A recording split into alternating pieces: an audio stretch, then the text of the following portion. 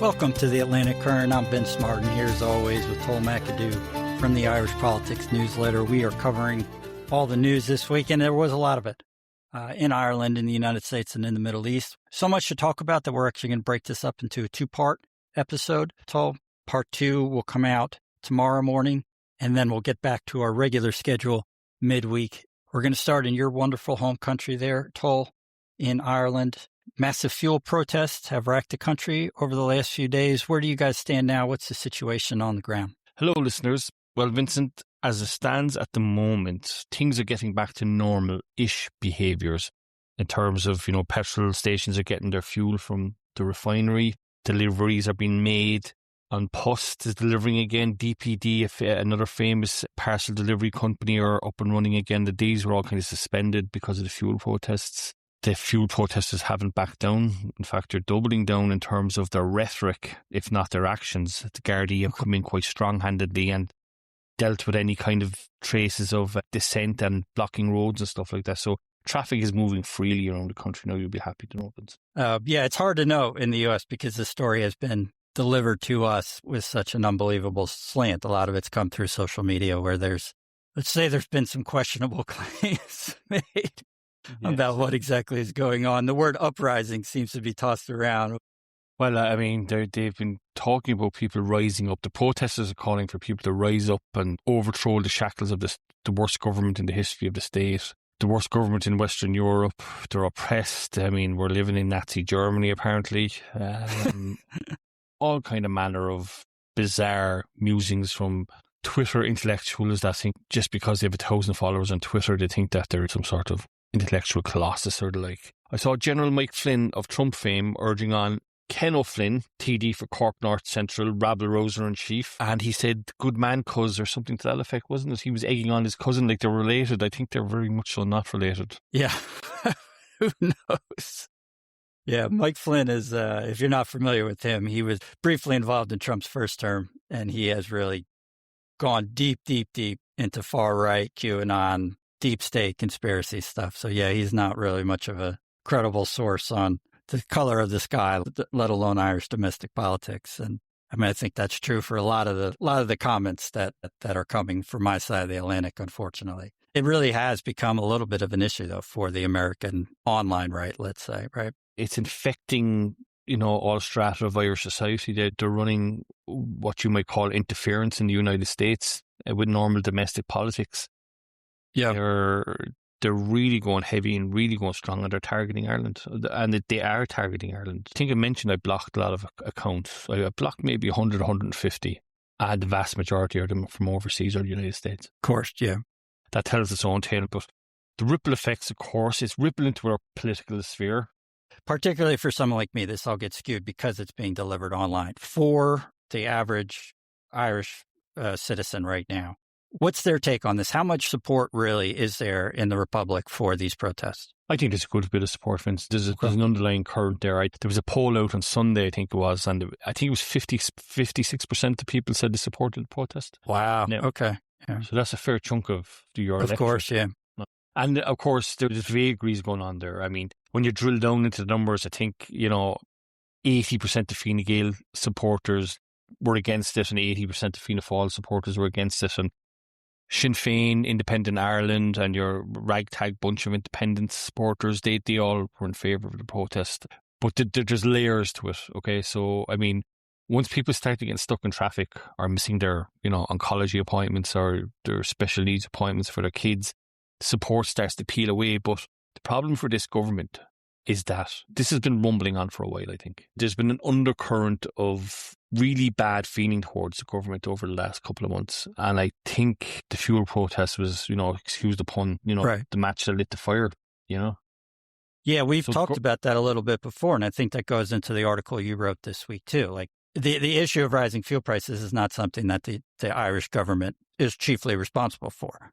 It's external factors, but it sounds like you're saying this has provided an excuse, provided a vehicle to express frustrations and concerns that last a lot longer and go a lot deeper. Right? Yeah, of course. There's massive infrastructure issues around the Republic of Ireland at the moment, and that has been ongoing for the last 5 or 10 years, and that's a direct consequence, again, back to the crash. But there's no excuse. So Fine Gael have been in government now for the last 3 terms, going into a 4th. Fianna Fáil have been knocking around for 80 years. Fianna Fáil have been abhorred for something stupid, 80 over the last 100 years for sovereignty. People are not voting along party lines or civil war lines anymore, as was the case for 75 years. The vote is quite fractured. It's not a cohesive vote in any sense. Voters are lurching to whichever party, promising the most goodies or promising to overthrow the government a la Marie Antoinette and King Louis XVI. I mean, by the time you get here, Vincent, we could have, gallows set up and say things is green for you. There'd be some spectacle, something to send back to the United States. Look, long term, unless the government gets its finger out in terms of vibes, right? At the moment, vibes is the word du jour, isn't it? Everybody's talking about vibes, and the vibes around this government aren't great. So, we came to a motion of no confidence on Tuesday. You do not have these in the United States, do you? No. Okay. Yeah, this is not a thing that happens in Congress. It may happen sort of in public opinion. It may happen in a whisper campaign in the Washington Post. But no, we don't have organized votes like that. No. So the protocol there, as is per usual, the government counters another vote of confidence in itself. And that means the government's motion trumps the opposition motion of no confidence. The long and short of it is the government won by 14 votes, but we lost the junior minister, Michael Healy-Rae, brother of Danny Healy-Rae, the dynasty out of Kerry, very famous dynasty. Yeah, we talked about the Healy-Rae. They were the family that employed the heartbroken fraudulent voter we talked about last month. And that was a very fun story, yeah? Yes, and I think they even contested that story as well. The long and short of it is one of the brothers, Danny, brother of the minister, if I get lost here, now stop me, said he wasn't happy with the government. He was going to vote against them. Now, that had a bit of a conundrum. You had one brother in and one brother out. Right. This coalition. And the coalition is made up of Fine Gael, Fianna Fáil, and one group of independents and another group of independents, which are the Healy-Rae brothers. They make up the numbers to form your government so you can rule the land for American listeners. And it has to be said, the Healy-Raes have a knack for licking their finger and sticking it into the wind and see what way the wind is blowing. Their political antenna is very, very good. They're kind of a more effective Kennedy family. I think the Kennedy family lost that somewhere along the way, which is why they're not the Kennedys anymore. Well, I think the Healy-Raes can credibly claim to be the Kennedys of Kerry. They have sons and nieces and nephews, and they're all elected politicians also. They'll probably the goat as well. And the donkey, they're probably elected to something while they're at it. They are a serious force in Kerry politics. So if they're jumping ship, there's something up. Now, you can't quantify it right now. The only way you quantify this kind of feeling and these kind of vibes is at the ballot box. But they're canny enough operators, if not actors in the best national interest. They act in their own interest and Kerry's interest. They always have, they always will. They make no bones about it. And this is something that should give the government the jitters a little bit. Because rural Ireland, and this protest was primarily focused on rural Ireland. Rural Ireland is an uproar, right? There's a kind of seething mass of resentment there against the government there was an incident with board bia and Brazilian beef. There's the Mercosur deal we spoke about as well in one of our podcasts. Of course, yep. I know you got this. This is a triple whammy for the government that they've been hit all the time, and it's primarily focused on rural issues. So if I were government TDs and I was based in rural Ireland, I'd start to get very jittery. There's something in the wind there. My own political antenna is quite unsure how to quantify it at the moment, but it led to something else. Vincent, this is podcast 35, is it? 34, 35? It is, yeah. Episode 35, yep. I think we've had about 5 or 6 heaves against Micheál Martin in that time, have we? Yeah, I think the first one might have been in the very first episode. Yeah, there have been a couple times when he looked jittery, and then the St. Patrick's Day visit to the White House. Since then, it was quiet, but now I guess we're back to him being kind of on the precipice. Huh? Yes, unfortunately. There's a bubble around politics in Leinster House. You get bubbles around Washington. Call it what they have a name for that. It's the Beltway or something, isn't it? Yeah.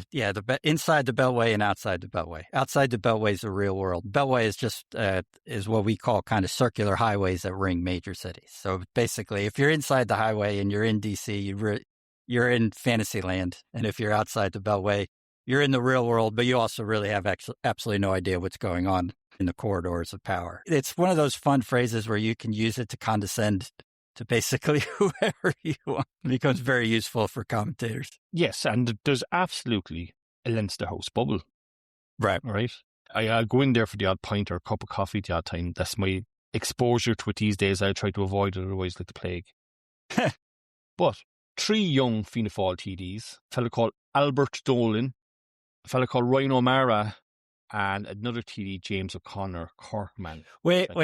Okay, so all these guys are under 30, Vince. So they're TDs who are under 30 years old. There's 3 of them? Yeah, I think O'Connor's 27, Mara is 30-ish, and Dolan, I think, is 28 or 29, something. Okay. Is there an age minimum for the Doyle? He's 21, I think.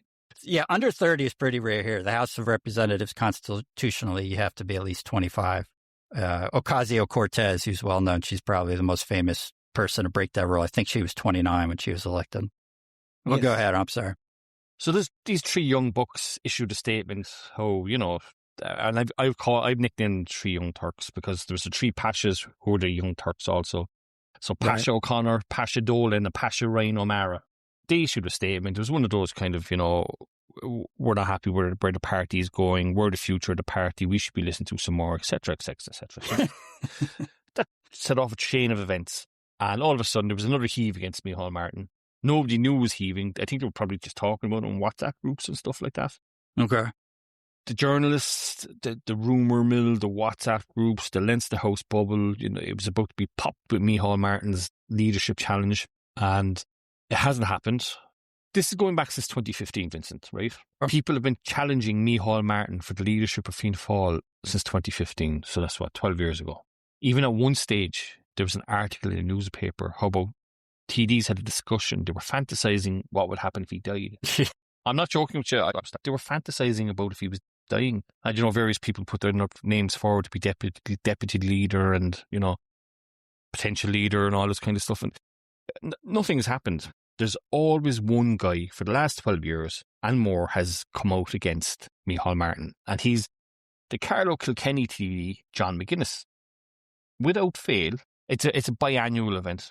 So twice a year this happens. He goes on radio, says Micheál Martin needs to be replaced. He needs to be ousted. And everybody entertains him for about 30 seconds and says, it's not a heave. They think it's a heave. It's not a bloody heave. It's never going to be a heave, Or I have a golden rule about Fianna Fáil and heaves, especially when it comes to John McGuinness, all right?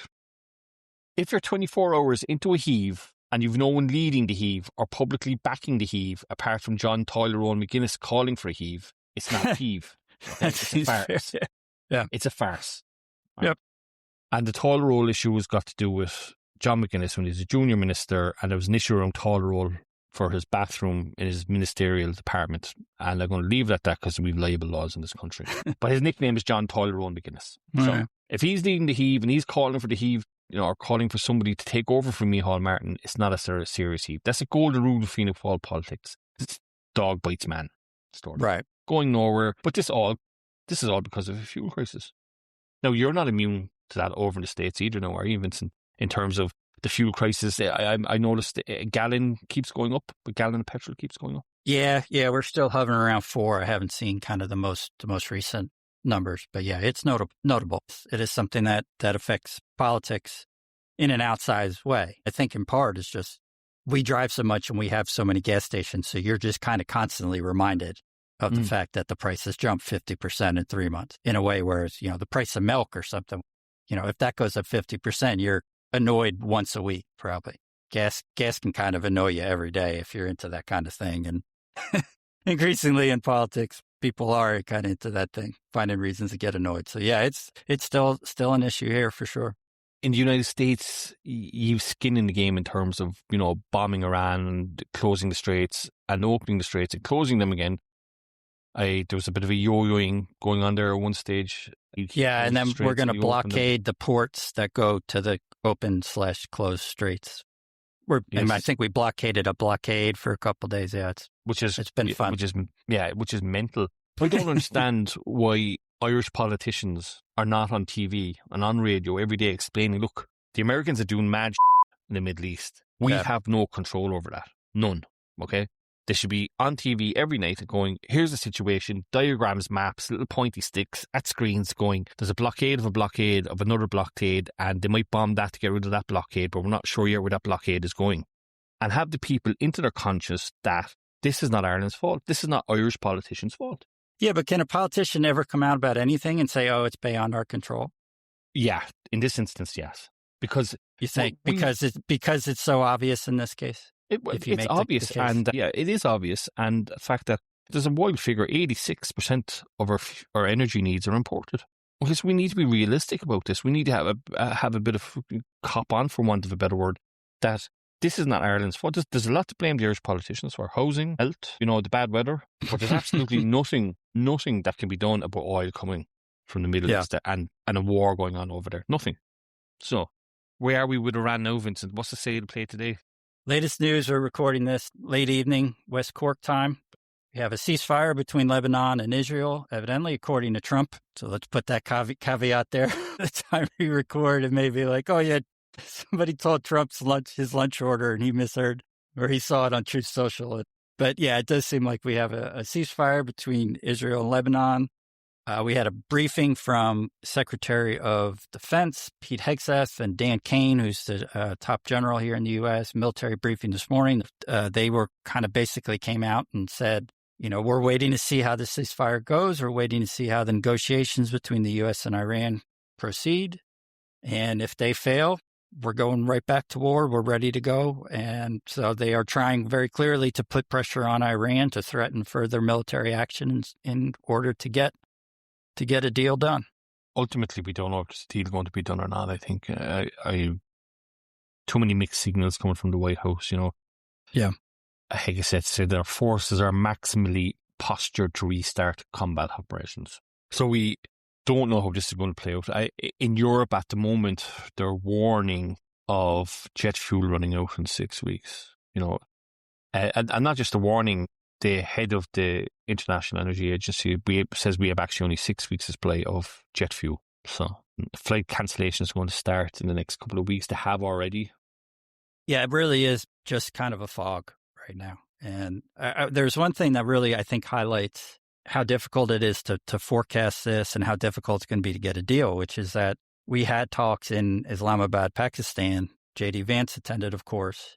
Israel is not party to those talks, because Pakistan does not recognize the nation of Israel. That's right. That's, and you just kind of talk about how layered and how complex this is, that Pakistan is ostensibly the neutral third party in trying to get this solved and trying to get a ceasefire and eventually a deal. And yet one of the three countries most involved in this literally can't be a part of it, because this neutral country trying to act almost on behalf of the world, its own politics prohibit it from allowing Israel in. So there's just so many layers. I've kind of said from the jump, it's just going to be when Trump gets tired of it and thinks he can get a deal, and that's when it's going to be over. And I think we're kind of hoping it ends that way. But one thing that is worth talking about, particularly with Hegseth and Kane talking today, one of the problems for Trump is that this very much is his war. And I don't mean that in kind of like that mealy-mouthed political pundit on the show. Oh, it's his war now. He's president. No, I mean, it's really his war in the sense that if he wants to get out of this and find a scapegoat, I think it's actually going to be pretty difficult. If you look at it logically, a lot of the problems facing the U.S. right now, they're driven by his weaknesses, right? He did not plan ahead. He did not think ahead. He did not have clear strategic objectives. He keeps thinking that doing this negotiating thing where he screams and acts like a lunatic and then backs down is going to work. When he's dealing with an Iranian regime that's been negotiating for 50 years and an Iranian civilization that, I think literally might have invented negotiating. They're better than Trump at this. They know how this is going to go. So it's really hard for him to kind of say that he was misled or that people didn't do their job. Like we just talked about Hegseth. There's a lot to criticize about Hegseth. I don't think you can criticize the American military in terms of the very narrow execution of their objectives in this war, right? They have done their job. Hegseth and Kane have done their job. I don't think Trump can come out, the military didn't get the job done, so we had to change our objectives. You said about Iran and negotiations. There's literally Sumerian texts from 5,000 years old written on clay tablets talking about negotiations. Yeah. And something else flabbergasts me anytime I think of this. Anytime I go for a walk and think of this, like something out of a meme, staring at the sky, wondering what the hell is going on. But even a first-year student of geopolitics would know that the first thing any war with Iran is going to do is going to shut down the Straits of Hormuz. That must have been the first thing the American military had told Trump, and he just ignored them. Yeah, he ignored them and then came out publicly and said, oh, no one ever thought they would do that. None of the experts thought they would do that. And of course, literally one of the experts that Trump had fired like a week earlier had written an article saying, yeah, if you guys do this, they're going to lob missiles at everybody and close the strait. Yeah. Yeah, I mean, there was guys on Twitter with 4 followers. Yeah. Predicting this. That's the part that flabbergasts me all the time. And he keeps talking about, I'm going to open the straits. He was the one that closed it in the first place. We're like, do you take the world for idiots? Do you take the world for absolute idiots? Yeah, but I think that gets to my point a little bit too. It's like, I don't think you can blame military execution. Yeah, people should have known that. So I don't think you can blame intelligence. I mean, that would be another obvious scapegoat is Tulsi Gabbard, who's the head of intelligence. She's a former Democrat. They can, tell their base she was deep state all along or something. There's some fuzzy reporting as to who told Trump what exactly when and how much he was told. But this is not the lead up to 9/11 where there were massive intelligence failures. No one is going to write a book about the failures of the defense and intelligence communities here. Kash Patel might. He's written a book in the past, hasn't he? He's going to write another children's book about how King Donnie was betrayed when he's trying to get back in the Trump family's good graces when Barron Trump is running in 2044. Yeah, if you're not familiar, we have a lot of newer listeners. We talked about that. It was episode 13, I think, if I remember correctly. One of the craziest stories in American politics. And there was a little social media thing here recently. We talked in the episode we did on the military about Americans being frustrated that the people at the top, the elites, keep sending Americans to war, but their kids don't fight. And so there was this social media thing going around on the right, and they were saying, Barron Trump can't go fight. He's too tall. How tall is he? He's supposedly like 6'9". Wow. Yeah. If he was in Ireland, you guys would put him in a circus, I think. Yeah. Is Trump the dad? Yeah. Barron is the only child that Melania and Donald had. Right. Okay. Yeah. So yeah, he's supposedly 6'9". And I technically the Army says if you're over 6'8", you can't serve. But of course there are waivers and stuff. I think Donald Trump could probably do it if he really wanted his son to serve. Could probably pull some strings. Yeah. So it's not Barron's fault he's not in the Army. Okay. No, I mean, I don't think it's his fault. And I'm not blaming him. And I'm not even really trying to make fun of him. I think going after people's kids in politics, unless they do something, is pretty gross. Hasn't he been accused of profiteering off American service people? Barron? No, I mean, in what way? In terms of people saying that he's behind a numerous polymarket accounts that have insider knowledge about what's going on. Oh, geez. I had not heard that. People are making the accusation that it's Barron doing it. That's Barron that's doing the insider trade. How old is he? He's 20, I think. Well, I mean, he's fair game. He's 20. Chelsea Clinton was fair game. I think Barron Trump was fair game. Chelsea Clinton was not fair game, dude. Chelsea Clinton was like... She 13. was fair game. She was fair game to the Republicans. Some Republicans, anyway. That's for sure. Oh yeah, no, there was some horrible stuff, and this is true. I had a very, very close friend who grew up with Chelsea Clinton and went to school with Chelsea Clinton, and actually like they went to Camp David. They were like 12, and they snuck out of the house and like set off the Secret Service alert because they were running through the woods at like midnight in Camp David with kind of not really understanding that you really shouldn't be just randomly running around the woods when the president's there. And she would go like hang out with Chelsea Clinton in the White House, believe it or not. And this is a true story. They were watching. Do you guys know what Saturday Night Live is? Yes, it's a Saturday Night Live UK edition just launched. Oh, that's right. Yeah. The UK is just maybe one. But they were watching, so they must have been like 13, 14. They were watching Saturday Night Live together, and they do a skit on the Clintons, and one of the actresses on Saturday Night Live came out as Chelsea Clinton, like made up, just looking like with like oversized braces and terrible hair. Like they kind of made her look like ridiculously nerdy. And yeah, my friend said Chelsea, of course. I mean, I can't imagine. She was just inconsolable. But can you imagine being a 13-year-old girl, how difficult that is? And you're like on national television. But the poor Chelsea was literally just watching it and no idea it's coming. It's live television, of course. Yeah. Okay, we've set out demarcation lines there. So we think Barron Trump is fair game. That's fair enough. Okay, I think he's fair game if he does something. If people on Twitter are saying that he's on Polymarket, I'm like, okay, he's involved in a tea company. That's all I know he has done, and that's actually true. That's been filed. Okay. Whether he's doing insider crypto trading. I would like to see maybe a little more evidence than people doing their poly market and, analysis or whatever. That's fair enough. That's good enough for you. It's not good enough for me. Okay. Right. But you guys just had that this week with the family getting involved. That was with Micheál Martin and his daughter's wedding or something, right? People were upset he wanted to go to the wedding. Yes. God forbid the politicians should have a day off. Yeah, that's nuts. I'm sorry. I'm sure that wedding was been planned for, 2 or 3 years in advance or whatever the case may be. And yeah, it's really up to the protesters. I mean, I think Martin had scheduled the date first, right? They didn't want him going to his wedding. Should have touched base. No, it did interfere with a trip to Canada, a trade trip to Canada. He was meant to go on the Sunday and he had to cancel that. So it did interfere with that. But I mean, he got to his daughter's wedding. I'm sure he gave her away and a nice time was had by all. But I mean, getting criticised for going to your daughter's wedding, it's a bit dumb, to be perfectly honest. And yeah. A lot of these protesters are not the sharpest tools in the box. I'm going to get cancelled for this probably, but a lot of them are not. You see their... Well, you spent 2,000 words writing exactly that. I don't really... Anyone who's going to get offended, I think you kind of already went after him. Yes, I have very low tolerance for stupidity, and there's been a lot of stupidity around these protests, for instance, an awful lot.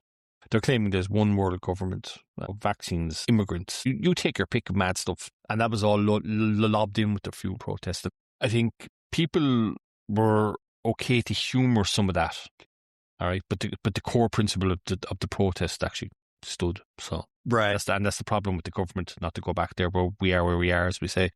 People are quite happy to put up with the idiosyncrasies of the protesters about immigrants and vaccines and all that stuff, as I just mentioned. By stupidity, I would just point out that it was Americans who created that entire one world government narrative in the 1990s. So, oh yeah, right, yeah, that's one of our chief political exports of my lifetime. So yeah, well, I'm not exactly going to be condescending to anybody here, throwing stones from my last house. It's been a very successful export. One of your most successful up there with pharma and Apple products, I think. Yeah. So. Nothing wrong with the detour. We do them all the time. But I do want to kind of wrap up that point on Iran, because I think it does matter about how Trump decides to do this. I don't think he has anyone to blame. Hexeth, no. Defense, no. Intelligence, no. Marco Rubio, maybe, I mean, I think that one's tough. Rubio's his consigliere and stuff, but I don't think his base, if he's out there, Rubio gave me bad advice. His base, I don't think really 100% trust Rubio. I think they're going to be like, dude, yeah, this guy was like a senator who ran against you in 2016. If you got fooled by him, I don't think we're really going to be on that. I mean, so that does leave one man who we probably should discuss. We have discussed a few episodes back. He is on an unbelievable losing streak, and that is Vice President J.D. Vance, who I think he's a smart guy, and we talked about how he very clearly leaked to the Times that he was against this war, and I think he did that because he saw how this goes. He is the most obvious scapegoat, and I think he has done whatever he can to both firm up his bona fides on the war and also firm up his bona fides as like a real supporter of the administration, not someone that Trump can just throw overboard and everyone would be like, oh yeah, we knew he was full of shit the whole time. You said you think J.D. Vance is not a stupid person. I think geopolitically he's not the sharpest. Whatever about domestic, I don't know enough about his domestic policies, but I think geopolitically nobody in this Trump administration comes out of this, with gold stars or whatever the case may be, because they've misjudged every single country they've tried to negotiate with. Every single country. In fairness, he's been the one person in the administration that wants these no more wars. And I think the whole world is actually kind of in agreement with him there, to be perfectly honest. We're sick of these forever wars. This has been going on now since, 9/11 and even before that.